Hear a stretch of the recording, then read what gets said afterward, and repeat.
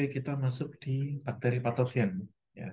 Bakteri itu sebetulnya ada banyak mikroorganisme. Ada yang bermanfaat, ada yang flora normal, ada yang biasa-biasa saja, ada juga yang kalau kita kena terinfeksi, maka bakteri tersebut dapat menyebabkan timbulnya penyakit pada tubuh kita. Dan itulah yang kita sebut dengan bakteri patogen. Bakteri patogen itu ada banyak. Di sini saya hanya menyampaikan beberapa macam di antaranya. Ya, ada yang Bacillus cereus, ada yang Salmonella, Shigella, Escherichia coli, dan sebagainya. Dan juga contoh-contoh makanan yang dapat terkontaminasi. Ya, ada Escherichia coli itu ada daging, ada susu yang masih belum diproses, dia bisa kena E. coli, ini ya, dan banyak hal. Nah, dari bakteri-bakteri ini nanti itu ada yang tidak boleh ada, dia harus negatif di produk obat yang kita buat ya. Nah, produk apa itu? Oh, ini saya lanjut sebentar.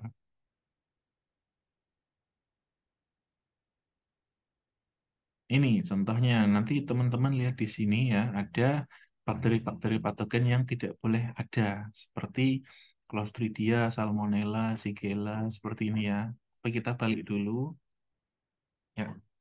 Nah, beberapa contoh ini kita yang sedikit membahas ya mengenai bakteri patogen dan efeknya. Contohnya E. coli. E. coli ini itu dia juga bisa membuat diare ya. Tapi pada keadaan yang parah itu dia bisa sampai ini ISK, infeksi saluran kemih atau pneumonia gitu. Kemudian ada salmonella, ini yang buat tipes ya teman-teman. Itu dia bisa buat diare, tipes, kram, terus demam seperti itu. Ini kalau terjadi infeksi untuk di tubuh kita. Kemudian Clostridium botulinum. Sebetulnya yang lebih berpengaruh dari Clostridium ini adalah toksinnya, bukan mikroorganismenya. Tetapi ketika mikroorganisme itu termakan oleh kita dan berkembang dan kemudian dia akan menyebabkan toksin, toksin itulah yang akan sangat berbahaya. Khususnya dia akan bisa mengganggu sistem saraf eh, di kita gitu ya. Oke. Ini kasusnya yang Clostridium itu banyak biasanya di makanan kaleng. Jadi kalau teman-teman punya makanan kaleng, kalau mau cari aman dibersihkan dulu atau kuahnya nggak usah dipakai, terus disterilkan dulu lagi. Kalau mau, kalau percaya makan saja langsung nggak apa-apa. Tetapi potensi tetap ada walaupun jarang sekali. Ada juga Shigella ya. Dari bentuknya teman-teman juga sudah bisa membedakan ya. Ada yang Coccus, Bacillus dan lain-lain gitu.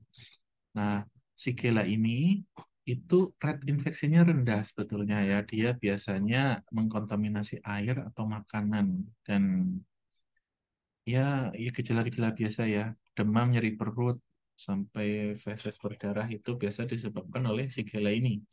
Kemudian SA, Staphylococcus aureus, ya, ini eh, sama intinya, diare, kram perut, muntah-muntah. Kalau Staphylococcus aureus ini dia eh, bisa juga memproduksi staphylotoxin. Oke.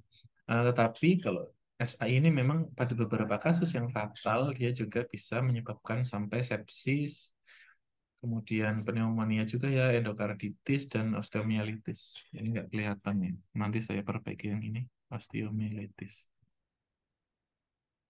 Oke. Nah, ini contohnya beberapa contoh eh, apa namanya keracunan makanan ya, listeria, kemudian Shigella, botulinum, botulism, salmonella, ada makanan yang identik dengan ini infeksi yang terjadi ya, salmonella pada.